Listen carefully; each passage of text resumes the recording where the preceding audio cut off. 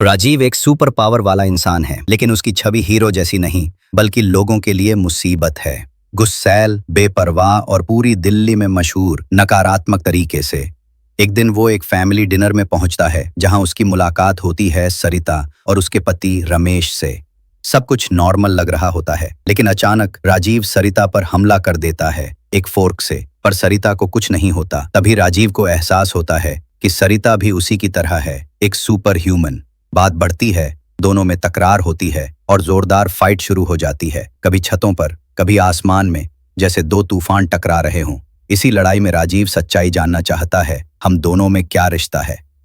सरिता झूठ बोलती है कि वो उसकी बहन है, लेकिन राजीव उसका झूठ पकड़ लेता है और गुस्से में रमेश के पास जाने लगता है ताकि वो पूरी सच्चाई जान सके। तभी सरिता बताती है कि वो दोनों हजारों साल पुराने हैं। पहले देवता कहलाते थे, फिर फरिश्ते और आज सुपर हीरो।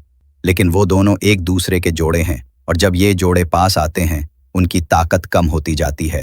वो धीरे धीरे इंसान बन जाते हैं। पर अब बहुत देर हो चुकी है।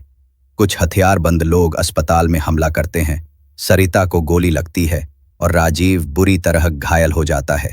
अब वो न तो उड़ सकता है, न गोलियां रोक सकता है। अपनी जान की परवाह किए बिना राजीव उठता है और सारे गुंडों को खत्म कर देता है। लेकिन तभी उसे समझ आता है, अगर सरिता को बचाना है तो उसे हमेशा के लिए उससे दूर जाना पड़ेगा। राजीव चुपचाप शहर छोड़ देता है। 1 महीना बीतता है। सरिता धीरे धीरे ठीक हो जाती है। एक दिन वो बाजार में होती है, ऊपर आसमान की ओर देखती है। चांद अब रमेश एंटरप्राइजेज का लोगो बन चुका है, और दूर कहीं राजीव एक और क्राइम सीन की तरफ उड़ रहा होता है।